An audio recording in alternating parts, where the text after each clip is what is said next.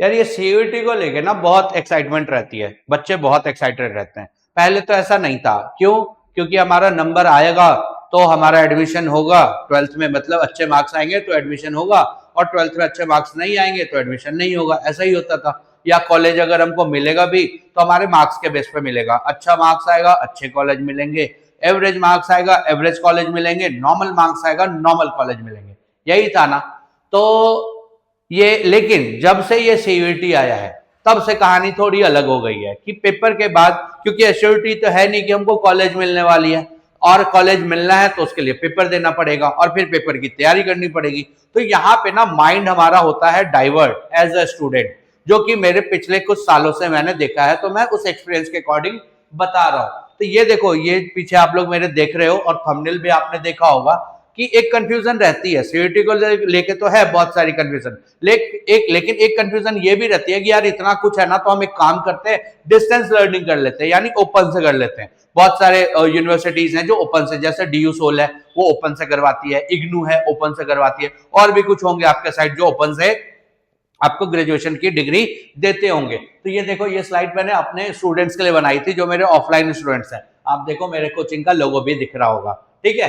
तो यहाँ पे चलो, तो मुझे लगा कि चलो ठीक है, हम बात कर ही रहे हैं सीयूईटी की, तो हम ऐसे बच्चों को भी टारगेट कर ले जो थोड़े से कंफ्यूज हैं, और उनको तो उनकी अगर थोड़ी मतलब मदद हो जाए तो इससे बढ़िया क्या हो सकता है, ठीक है। तो देखिए हम क्या बात करने वाले हैं, हम बात करने वाले हैं regular college versus distance learning की। इसमें मैं आपको बताऊंगा कि रेगुलर कॉलेज के क्या फायदे हैं, किनको करना चाहिए किनको नहीं करना चाहिए, और डिस्टेंस लर्निंग के फायदे, नुकसान किसी का भी नहीं है। हाँ, लास्ट में मैं अपना ओपिनियन भी बताऊंगा कि आपको क्या करना चाहिए क्या नहीं करना चाहिए। तो देखिए हम क्या करते हैं कि अगर हम रेगुलर कॉलेज करते हैं तो देखो क्या क्या होता है हमारे साथ, बहुत सी चीजें आपको पता होंगी, बट मैं सिर्फ उस पर एक रोशनी डाल रहा हूं, प्रकाश डाल रहा हूं, ठीक है। तो सोशल इंटरेक्शन, देखो सबसे पहला तो ये होगा कि अगर आप रेगुलर कॉलेज में जाते हो तो वहां पे जो आपका ग्रुप होगा, है ना, वो एक मतलब लोगों के बीच में आप रहोगे, नए नए लोगों से मिलोगे, नए नए स्टूडेंट से मिलोगे। वो स्टूडेंट अलग अलग बैकग्राउंड से होंगे, अलग अलग नॉलेज वाले होंगे, अलग अलग टैलेंट वाले होंगे। तो आपका जो एक पीयर ग्रुप बनेगा ना, वो एक सॉलिड पीयर ग्रुप बनेगा, ठीक है। और उसका फायदा डेफिनेटली होता है कि एक ग्रुप में हम जैसे ग्रुप में रहते हैं ना, हम वैसे ही ग्रुप की चीजों को क्या करते हैं, अडेप्ट करते हैं, हम उसी के अकॉर्डिंग हो जाते हैं। तो अगर आपको सोशल इंटरेक्शन चाहिए और खुद को अपने आप को ग्रूम करना है तो आपको जो है रेगुलर कॉलेज में बिल्कुल जाना चाहिए। सेकंड पॉइंट रिपीटेड है तो मैं बताऊंगा नहीं, कैंपस एक्सपीरियंस। ये देखो अगेन, जो कॉलेज है ना, कॉलेज का कैंपस, ये जो आपके कॉलेज के ईयर्स होते हैं ना, आपने मूवीज में भी सुना होगा, अपने सीनियर से सुना होगा, ये आपके लाइफ के बेस्ट ईयर्स होते हैं जो आपके कॉलेज के ईयर्स होते हैं, और वो 3 साल और 2 साल अगर और हम बात करें तो मास्टर्स का। लेकिन उसमें भी जो ग्रेजुएशन वाला होता है ना, वो तो गोल्डन टाइम होता है, क्योंकि मास्टर्स के बाद फिर और उसके बाद हम पीएचडी वगैरह करते हैं, तो वहां पे फिर हमारा रिसर्च और वो सब में ध्यान जाता है। तो वो जो एंजॉयमेंट वाली बात है ना, वो आपको अगर मिलेगी पढ़ाई के साथ साथ तो वो ग्रेजुएशन में मिलने वाली है, ठीक है। तो अगर आपको कैंपस को एक्सपीरियंस करना है, ठीक है, देखो क्या है, the college campus serves as a hub of activity offering extracurricular opportunities, cultural activities and a vibrant community atmosphere।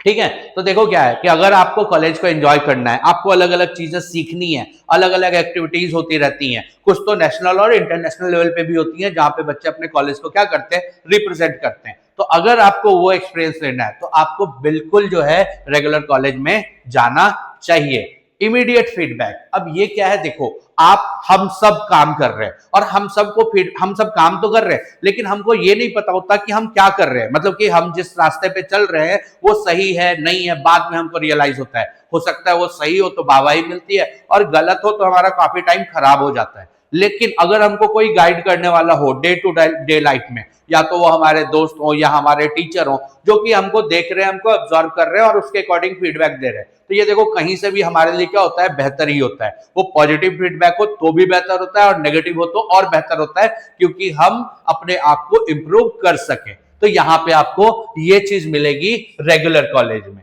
ठीक है। Structured schedule. अब देखो ये भी बहुत इंपॉर्टेंट है। अभी तक आप लोग स्कूल में थे, आप सुबह 7 बजे जगते थे और मतलब 1:30 बजे 2 बजे तक आप स्कूल में होते थे, फिर आते थे, कुछ देर रेस्ट करा, फिर अपनी जो पढ़ाई होती थी कोचिंग के थ्रू, सेल्फ स्टडी के थ्रू, वो आप करते थे, फिर शाम को खेलते थे, यही था ना। लेकिन अभी जैसे क्या होगा, कॉलेज में भी यही रहेगा। क्या रहेगा, आप सुबह उठोगे, कॉलेज के लिए निकलोगे और उसके बाद जो है कॉलेज से आओगे, आपका सब कुछ फिक्स रहेगा, कुछ भी बिगड़ेगा नहीं। लेकिन अगर आप जैसे देखो, संडे को ही क्या होता है, संडे को हम स्कूल वाले दिनों में जब 7 बजे जगने वाले, संडे को अरे सोने दो मम्मी, सोने दो मम्मी, यही चलता रहता है ना। ठीक है, हाँ खेलने जाना हो तो हम जग जाते हैं, लेकिन उसमें भी देखो हमारा प्लान पहले होता है तो हम जग जाते हैं, लेकिन कोई प्लानिंग नहीं है तो हमें नींद आती है, हमारी बॉडी, हमारा माइंड उसी के अकॉर्डिंग सोच रहा होता है। तो ये अगर एक दिन हो तो चलेगा, 2 दिन हो तब भी चलेगा, लेकिन सोचो 3 साल तक आप बिना कॉलेज के रहने वाले हो, तो आपकी दिनचर्या पे क्या असर पड़ेगा। आपके पास कोई प्लान ही नहीं होगा। हाँ, आप बहुत डिटरमिन्ड हो, जो इसकी हम आगे बात करने वाले, तब तो आपके लिए है। लेकिन अगर आप ऐसे नहीं हो और आपको चाहिए कि हाँ मुझे अपने रूटीन के लिए एक कहीं ना कहीं से एक एक्सटर्नल फोर्स चाहिए, तो वो कॉलेज के रूप में रहेगा, और वो रेगुलर कॉलेज के रूप में रहेगा जो आपको करना चाहिए। ठीक है, तो ये कुछ चीजें हैं जो रेगुलर कॉलेज मतलब जाने की मेन वजह हो सकती है। आप देख लो आपका मोटिवेशन इसमें से क्या है। ठीक है, अब बात करते हैं डिस्टेंस लर्निंग की। तो ऐसा नहीं कि कॉलेज, जो रेगुलर कॉलेज बढ़िया हो गया तो डिस्टेंस लर्निंग खराब हो गई, बिल्कुल नहीं हुई। ठीक है, तो डिस्टेंस लर्निंग के अपने फायदे हैं। फ्लेक्सिबिलिटी, अब जैसा बोला ना, अगर आपका स्ट्रॉन्ग डिटर्मिनेशन हो, आप कुछ कर रहे हो, आप यूपीएससी की तैयारी करने वाले हो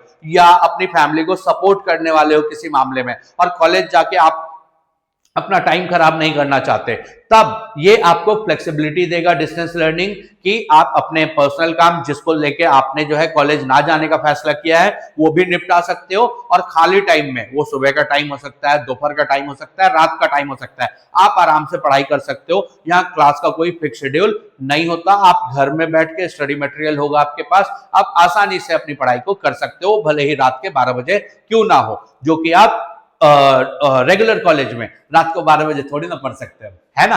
तो चलो अब देखो एक्सेसिबिलिटी। अब ये क्या है एक्सेसिबिलिटी, जैसे हम कॉलेज जाते हैं तो कॉलेज में हमको लाइब्रेरी मिलती है बुक्स के लिए, है ना, या हमको बुक्स खरीद के लाना होता है जो प्रोफेसर रिकमेंड करते हैं। लेकिन यहाँ देखो, यहाँ क्या होता है, यहाँ स्टडी मटेरियल आपके घर पे आता है। अब तो ड्यू सोल में जैसे या इग्नू में आपसे फॉर्म भरते वक्त पूछा भी जाता है ना, कि आपको ऑफलाइन मटेरियल चाहिए, लाइक हार्ड कॉपी चाहिए, सॉफ्ट कॉपी चाहिए, तो आप हार्ड कॉपी मंगवानी है तो देखो आपके घर पे आ जाएगा। अदरवाइज आपके सॉफ्ट कॉपी, मतलब जो आपका पोर्टल है जहां आपने एडमिशन लिया होगा और जो आपको आईडी और पासवर्ड मिला होगा, वहां आपको स्टडी मटेरियल अवेलेबल रहता है, तो आपको कैरी करने की जरूरत नहीं है। और इन सब के अलावा भी अगर आपको स्टडी मटेरियल चाहिए तो इंटरनेट पे बहुत सारे स्टडी मटेरियल होते हैं जिसके थ्रू आप पढ़ सकते हो। तो मटेरियल्स की एक्सेसिबिलिटी आपके पास आराम से होती है डिस्टेंस लर्निंग में। ठीक है, उसके बाद देखो सेल्फ डायरेक्टेड लर्निंग। जैसा हमने बोला ना कि कॉलेज में आप जाओगे तो कॉलेज में टीचर होते हैं जो आपको गाइड करते हैं, आपके दोस्त होते हैं गाइड करते हैं, यानी कि वो आपके एक तरीके से कह लेना जैसे मूवी में डायरेक्टर होता है, वो पूरे जब तक मूवी बन रही होती है उसी के गाइडेंस पे सब कुछ चलता है। तो वैसे ही टीचर और दोस्त होते हैं, उनके गाइडेंस पे हम चलते हैं और हम खुद को भी डायरेक्ट करते हैं, है ना, कि हमें क्या करना है क्या नहीं करना। लेकिन यहाँ अपने डायरेक्टर आप खुद हो, आपको कोई, आपके पास टीचर नहीं है, आपके पास दोस्त नहीं है, और दोस्त हैं भी आपके कॉलोनी वाले दोस्त हैं, वो आपके खेल में, गेम में और जगह पे आपको सपोर्ट करेंगे। पढ़ाई में अगर कोई आपके लेवल का दोस्त हुआ, सेम सब्जेक्ट का हुआ तो करेगा, लेकिन ऐसा सोचो, ऐसे चांसेस कितने होते हैं, कितने बच्चों के पास होते हैं। तो अगर आप सेल्फ डायरेक्टेड लर्निंग चाहते हो तो आपको जो है डिस्टेंस लर्निंग में जाना चाहिए। अगला टेक्नोलॉजिकल इंटीग्रेशन। अब देखो ये क्या है, अगर आप डिस्टेंस लर्निंग में जाते हो ना तो ऑब्वियस है कि आप जो है इंटरनेट, फोन, इन सब से अवेयर रहोगे, आप रिसर्च वर्क करोगे, इंटरनेट पे ढूंढोगे, है ना, तो आप टेक्नोलॉजी का भर भर के क्या कर पाओगे, यूज कर पाओगे। और इससे क्या होगा कि आपका जो टेक्नोलॉजी के साथ आपकी पर्सनैलिटी इंटीग्रेट होगी, है ना, और आगे जाके कंप्यूटर, इंटरनेट और भी चीजें जो रिलेटेड टेक्नोलॉजिकल चीजें हैं उनकी समझ आपको हो जाएगी। आप हिस्ट्री ऑनर्स कर रहे हो, आप कुछ और कोर्स कर रहे हो, बीए प्रोग्राम कर रहे हो या मैथ्स ऑनर्स कर रहे हो, कुछ भी कर रहे हो, लेकिन देखो टेक्नोलॉजिकल पार्ट जो है ना आपका क्या हो जाएगा, स्ट्रांग हो जाएगा। ठीक है, अब क्या है एडेप्टेबिलिटी। डिस्टेंस लर्निंग क्या है, distance learning performs evolve to accommodate diverse learning styles and needs offering customisable experience to suit individual preferences. मतलब कि जो आपको ये डिस्टेंस लर्निंग है ना, आपके हिसाब से आपको सीखने का क्या करता है, मौका देता है। बहुत सारे कोर्सेज होते हैं, है ना, वो आपके लिए अवेलेबल होते हैं। जैसे अब कॉलेज में आप जाओगे तो कॉलेज में आप फिक्स हो कि ये कट ऑफ में आपको यही चीज मिलने वाली है ना, या आपको यही फॉर्म भरना है। बट जो डिस्टेंस लर्निंग का जब आप फॉर्म भरोगे एडमिशन के लिए, तो वहां पे जो ये क्राइटेरिया है ना, ये बहुत मिनिमल होता है। मतलब चॉइसेस आपको बहुत ज्यादा मिलती हैं, और जो खाली टाइम मिलेगा आपको, उसमें आप जो आपका पर्सनल इंटरेस्ट है, कुछ भी आप किसी, अगर आपका कुछ टैलेंट है, उसको भी आप क्या कर सकते हो, दिखा सकते हो। तो ये आप कहां कर सकते हो, डिस्टेंस लर्निंग में। ठीक है, तो दोनों के अपने फायदे हैं, दोनों के अपने नुकसान है। नुकसान किसी का नहीं है, बट हम एक के फायदे के तरीके से देखें तो तब बोल रहा हूं कि दूसरे साइड से देखें तो नुकसान है। बट दोनों अपनी अपनी जगह पे ठीक है। बट मेरा ओपिनियन ये है कि ये दिमाग में आया क्यों डिस्टेंस लर्निंग, तो ये इसकी साइकोलॉजी मैंने थोड़ी समझने की कोशिश करी ना, तो वो कुछ बच्चे हैं जिनका जेन्युइन है कि वो फाइनेंशियल कंडीशन, फैमिली का प्रेशर, जिसकी वजह से वो नहीं करना चाहते रेगुलर कॉलेज है। मेरे भी कुछ स्टूडेंट रहे जिन्होंने 12th के बाद अपनी फैमिली को सपोर्ट करना शुरू कर दिया। और दूसरे वो बच्चे हैं जो जिनका एक गोल है कि नहीं, मुझे कॉलेज जाके टाइम खराब नहीं करना, यूपीएससी करनी है, और उसकी बिल्कुल 10-10 12-12 घंटे वो पढ़ रहे हैं। ऐसे भी बच्चों को मैं जानता हूं, बट ऐसे बच्चे बहुत कम है।